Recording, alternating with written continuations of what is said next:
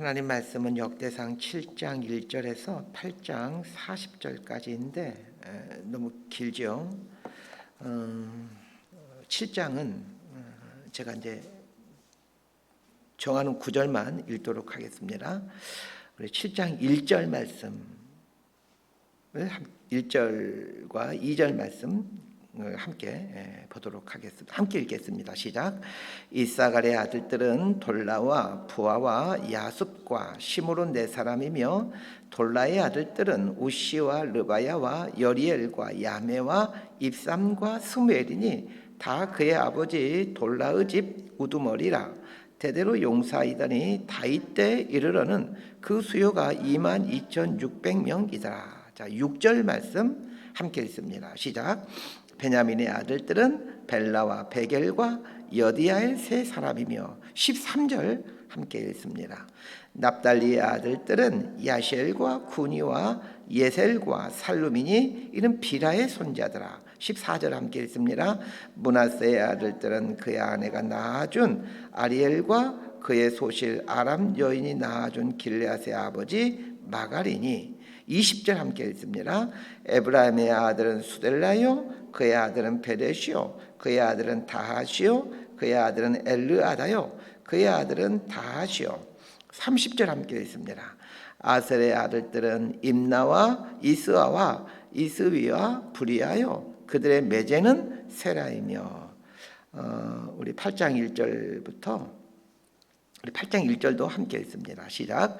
베냐민이 낳은 자는 맏아들 벨라와 둘째 아스벨과 셋째 아이라와. 자, 우리 28장 29절부터 우리 끝까지 40절까지 함께 번갈아 가면서 읽도록 하겠습니다. 8장 29절부터 번갈아 가며 읽습니다.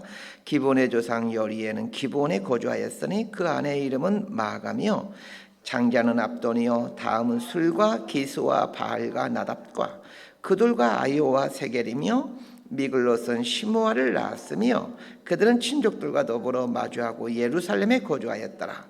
넬은 기스를 낳고 기스는 사울을 낳고 사울은 요나단과 말기수아와 아비나답과 에스바를 낳았으며 요나단의 아들은 무리바알이라. 무리바알은 미가를 낳았고 미가의 아들들은 비돈과 멜렉과 다리아와 아하스며 아하스는 여호와 딸을 낳고 여호와 딸은 알레멕과 아스마엣과 시므리를 낳고 시므리는 모사를 낳고 모사는 비냐를 낳았으며 비냐의 아들은 라바요 그의 아들은 엘르아사요 그의 아들은 아셀이며 아셀에게 6 아들이 있어 그들의 이름은 이러하니 아스리감과 버그로와 이스마엘과 스야라와 오바데아와 하나니라.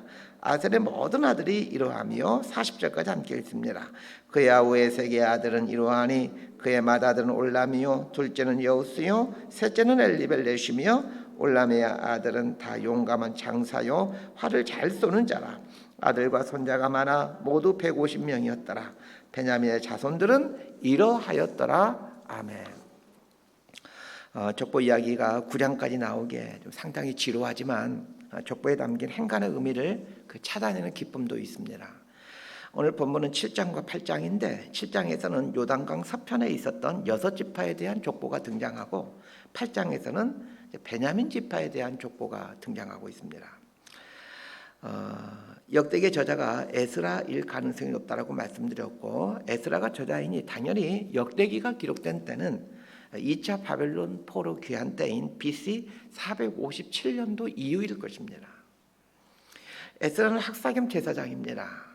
에스라가 역대기를 기록한 이유는 포로에서 귀환한 이스라엘 백성들에게 지난 수천 년간의 인류 역사를 이야기하므로 그리고 또 이스라엘 역사를 이야기하므로 하나님이 이스라엘을 어떻게 다스려 왔는지 더 나아가 하나님이 인류 역사를 어떤 원칙과 어떤 방식으로 섭리해 가시는지를 알려주기 위함입니다.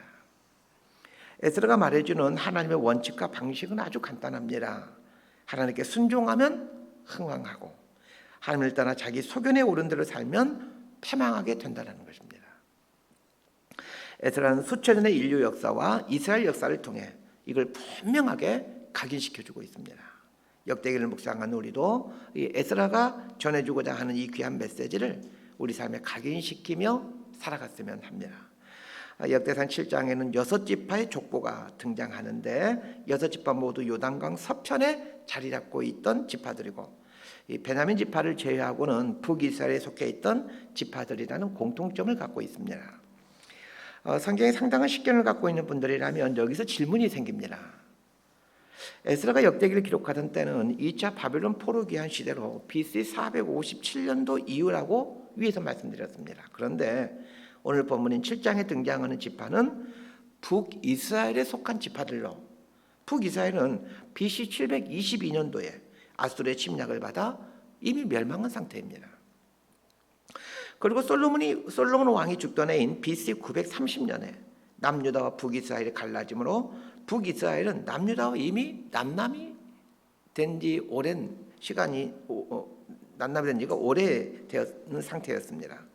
솔로몬이 죽던 해인 BC 930년도에 남유다와 북이스라엘이 갈라져 남남이 되었다면 남남이 된 지 무려 500년 정도가 지나서 에스라가 역대기를 기록하고 있는데 어떻게 북이스라엘에 속한 지파들의 족보를 기록할 수가 있느냐라는 이런 질문이 생기게 됩니다.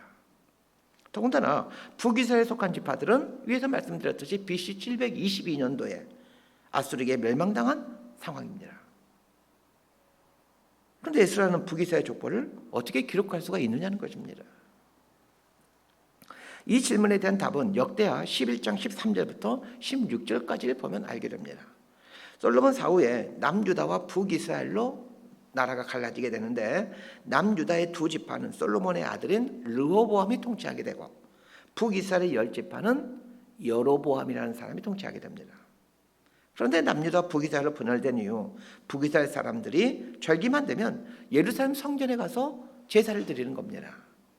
이스라엘 백성들에게는 예루살렘 성전이 유일한 예배 처소였고 또 영원한 처소였기 때문에 당연히 절기가 되면 예루살렘에 와서 예배를 드리는 게 당연했습니다. 자, 북이스라엘 여로보암 왕 입장에서는 이 일이 아주 불안할 수밖에 없습니다. 절기 때만 되면 자신이 통치하는 북이스라엘 백성들이 남유다와 예루살렘으로 가서 제사를 드리니 그 불안할 수밖에 없죠. 이해하기 쉽게 설명하면 지금의 북한 사람들이 명절 때만 되면 서울에 와서 예배를 드린다고 한번 생각해 보십시다. 북한 지도자들 입장에서는 이거 불안해서 어떻게 살 수 있겠습니까?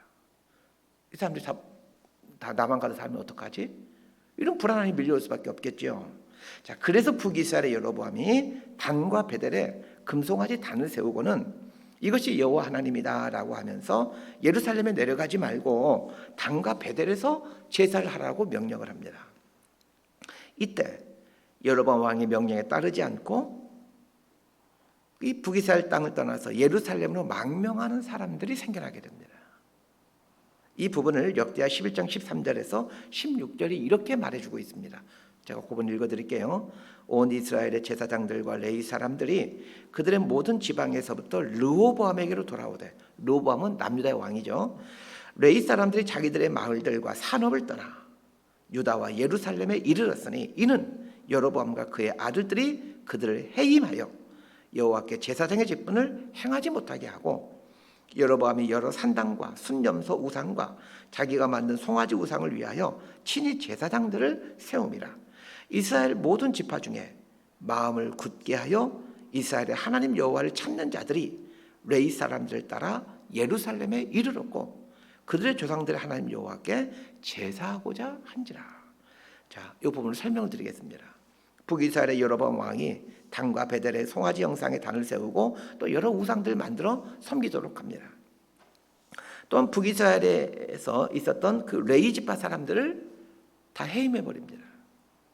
그때 레위 지파 사람들이 남유다로 망명하게 되었고 이때 레위 지파를 따라 함께 망명한 사람들이 생겨나게 됩니다. 레위 지파와 함께 망명한 사람들을 성경이 어떻게 표현하고 있냐면 마음을 굳게 하여 이스라엘의 하나님 여호와를 찾는 자들, 이렇게 표현하고 있습니다. 북이스라엘의 여로보암이 우상을 섬길 것을 명령하자 하나님을 섬기기 위해 그 정든 고향과 친척들을 버리고 예루살렘으로 망명한 사람들이 생겼다는 것입니다. 이 사람들은 북이스라엘에 속한 지파의 사람들이지만 남유다로 망명함으로 남유다의 백성이 됩니다. 솔로몬 사후 BC 930년에 남유다와 북이스라엘로 나누어져 남남이 되었지만 그로부터 500년이 지난 후 에스라가 역대기를 기록하면서 북이스라엘의 족보에 대해서 비교적 자세하게 기록할 수 있었던 이유가 여호와 하나님을 신앙하기 위해 남유다로 망명했던 사람들 때문에 가능했다라는 것을 알게 됩니다. 오늘 본문인 역대상 7장에는 6지파의 사람들이 등장하게 되는데 잘 보시면 중요한 특징 하나를 발견하게 됩니다. 예를 들어 보겠습니다. 자, 역대상 7장 1절과 2절을 함께 보도록 합시다. 시작. 이사갈의 아들들은 돌라와 부아와 야sup과 시므론 네 사람이며 돌라의 아들들은 우시와 르바야와 여리엘과 야메와 입삼과 스무엘이니 다 그의 아버지 돌라의 집 우두머리라. 대대로 용사이더니 다윗 때 이르러는 그 수요가 22,600명이었더라. 자, 이사갈 지파에 대한 이야기인데 이사갈의 아들이 이사갈은 야곱의 12아들 중에 한 명이죠. 이사갈의 아들이 돌라, 부아, 야숲, 시므론 네 사람인데 그러면 네 사람의 후손들에 대한 족보가 다 나와야 될 텐데 2절을 보면 돌라라는 아들의 족보만 등장합니다. 그리고 돌라의 아들은 우시, 르바야, 여리엘, 야메, 입산, 스무엘 6사람인데 7장 3절에 보게 되면 우시의 후손만 등장합니다. 그런데 다른 지파들도 똑같은 방식으로 이렇게 기록되어 있더라는 것입니다. 이렇게 북이스라엘 지파에 속해 있었던 지파들 모든 족보가 다 기록되는 것이 아니라 소수의 사람들만 족보에 등장하고 있습니다.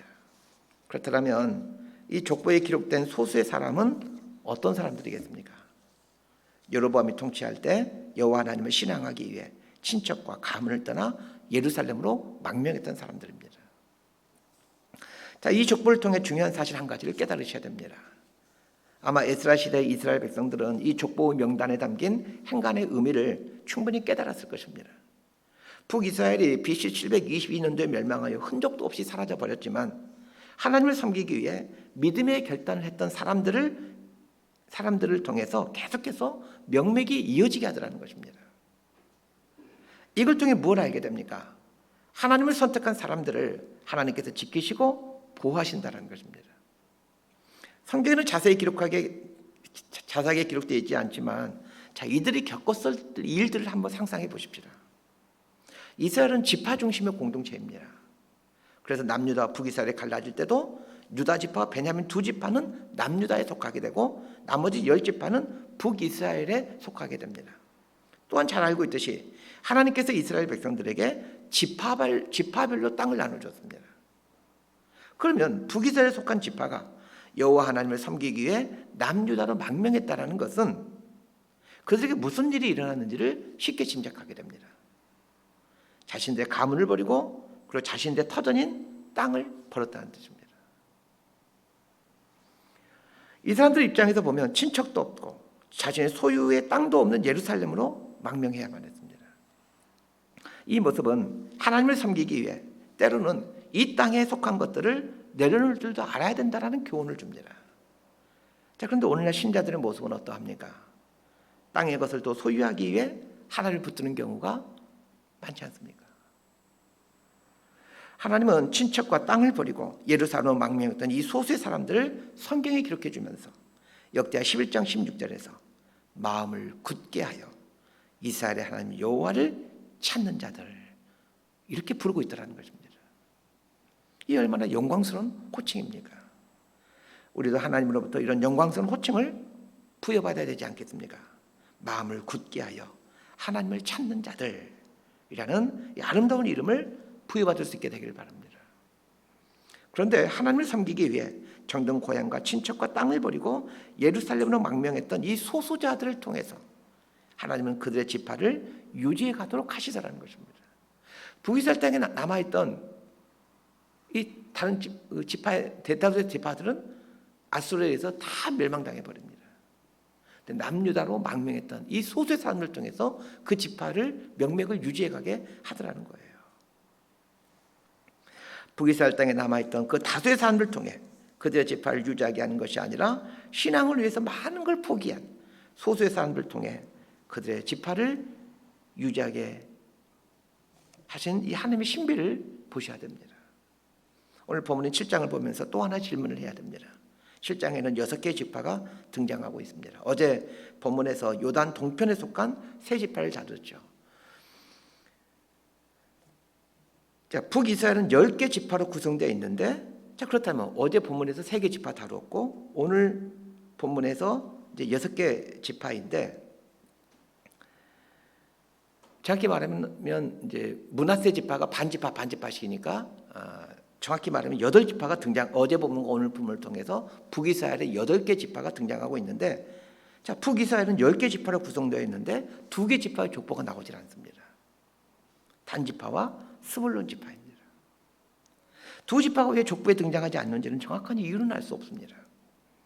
그러니까 추정하기는 여로보암 왕이 우상을 만들어 섬기라고 명령할 때 단 지파와 스불론 지파에서는 단 한 사람도 망명하지 않은 걸로 보입니다.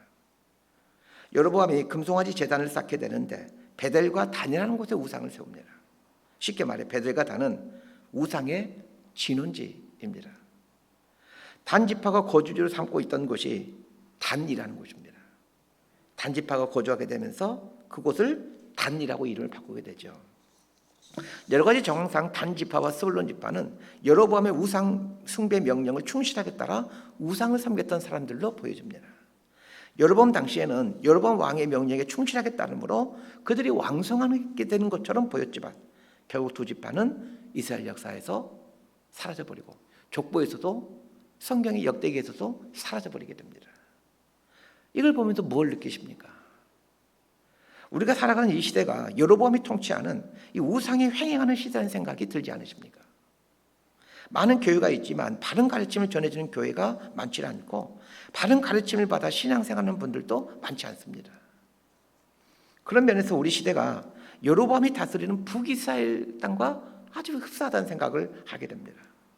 그런데 이런 상황에서도 하나님을 굳건히 붙들고자 하는 사람들, 하나님을 섬기기 위해 이 땅에 있는 것들을 내려놓을 줄도 아는 사람들을 하나님께서 결국은 사용하시더라는 것을 기억하셔야 됩니다. 자, 이제 역대상 8장으로 넘어가 보도록 하겠습니다. 8장에는 베냐민 지파의 족보가 등장합니다. 자, 질문을 또 던져야 됩니다. 분명 7장에서 베냐민 지파에 대한 족보가 등장했죠. 6절에 보게 되면 6절, 7절 여기가 다 베냐민 지파 족보였습니다. 그런데 왜 8장에서 다시 베냐민 지파가 등장하느냐는 것입니다. 그것도 아주 자세하게 설명해 주고 있습니다. 8장 1절부터 40절까지 무려 40절에 걸쳐서 자세하게 베냐민 지파의 족보에 대해 다루고 있습니다. 베냐민 지파는 초창기에는 상당히 강한 지파였지만 사사시대의 끝부분, 그러니까 왕정시대가 시작되기 바로 직전에 베냐민 지파는 멸절의 위기에 처하게 됩니다. 사사기 19장부터 21장까지를 보게 되면 베냐민 지파 사람들이 한 레인의 첩을 윤관하여 사망 사건이 발생합니다. 이 사건과 관련하여 레인이 죽은 자신의 첩을 12토막 내서 각 지파에 보내죠. 그리고 베냐민 지파의 만행을 세상에 알리게 됩니다. 그래서 이스라엘 11지파가 아주 분노하면서 연합해서 이 베냐민 지파를 아주 다 싹 진멸해 버리죠. 그때 베냐민 지파 사람 600명만 남게 됩니다. 한번 생각해 보십시오. 그 많던 지파 사람들 다 죽이고 600명밖에 남지 않았습니다. 이게 사사시대 끝때 일어났던 일입니다. 그리고 바로 끝나자마자 이제 왕정시대가 되는 거죠. 자, 베냐민 지파가 거의 진멸당하는 때로부터 얼마 지나지 않아 베냐민 지파의 사울이 이스라엘의 초대 왕이 되게 됩니다. 그런데 우리가 잘 알다시피 사울은 하나님께서 왕으로 세운 것을 후회하실 만큼 악한 일을 저질렀고 결국 사울과 그 아들들이 블레셋에게 죽임을 당함으로 사울 집안은 멸망을 당하게 됩니다. 자, 이렇게 결국 명명만 유지하고 있던 베냐민 지파인데 오늘 본문에 보시게 되면 베냐민 지파의 후손들이 아주 많이 등장하고 있습니다. 도대체 무슨 일이 있었길래 멸망 직전까지 갔던 베냐민 지파가 이렇게 흥왕하게 되었느냐는 것입니다. 8장 1절부터 40절까지 이 베냐민 지파에 속한 사람들이 등장하는데, 자, 여기에 나오는 수많은 족보에 나오는 사람들 중에 한 사람을 주목해야 됩니다. 34절 말씀을 함께 읽도록 하겠습니다. 시작. 요나단의 아들은 무리바알이라. 무리바알은 미가를 낳았고, 익숙한 사람이 한 사람 등장하죠. 거의 전멸한 곳에서 보여지는 베냐민 지파와 사울 가문이 흥하게 된 것은 요나단의 후손들 때문입니다. 34절부터 등장하는 사람들은 요나단의 후손들입니다. 요나단이 누구입니까? 다윗이 사울에게 쫓김당할 때 끝까지 다윗 편에 서서 다윗을 도왔던 사람입니다. 그러고 보면 베냐민 지파를 살려낸 사람은 요나단입니다. 아버지 사울 편에 서질 않고 하나님 편에 서므로 다윗을 끝까지 지지해 줬던 요나단을 하나님은 기억하고 계셨습니다. 그렇습니다. 하나님은 하나님 편에 서 있는 사람을 끝까지 기억하십니다. 요나단을 통해 베냐민 지파가 부흥하게 되고 결국 신약 시대에 그 가장 위대한 그리스도인으로 칭함받는 사도 바울이 이 베냐민 지파의 후손으로 태어나게 되는 것입니다. 말씀 정리합니다. 하나님을 섬기기 위해 고향과 가문과 땅을 버리고 예루살렘을 향했던 그 소수의 북이스라엘 사람들 통해 위대한 일을 행하시는 하나님을 바라보셨으면 합니다. 하나님을 위해 땅의 것을 내려놓는 결단을 하게 될 때 하나님은 그 사람들을 귀하게 사용하시고 땅의 것들을 풍성하게 내려주십니다. 요나단의 삶을 통해서도 말씀해주고 있는 것이 바로 이것입니다.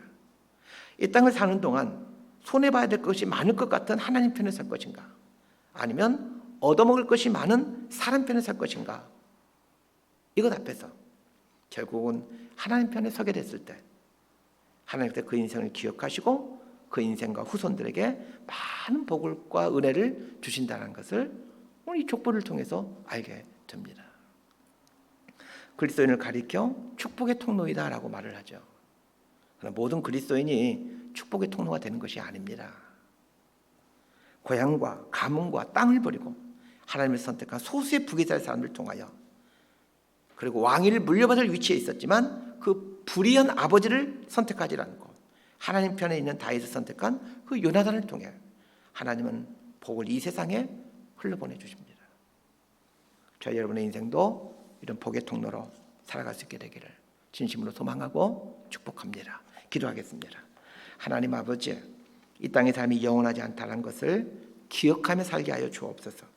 이 땅의 것을 붙들기 위해 하나님을 포기하는 어리석음을 내려놓고 하나님을 붙들기 위해 아침 안개와 같은 이 땅의 것을 내려놓을 줄 아는 믿음과 지혜를 갖고 살게 하여 주옵소서. 그래야 하나님이 주시고자 하는 복의 통로로 살아가게 하여 주옵소서. 예수님 이름으로 기도드리옵나이다.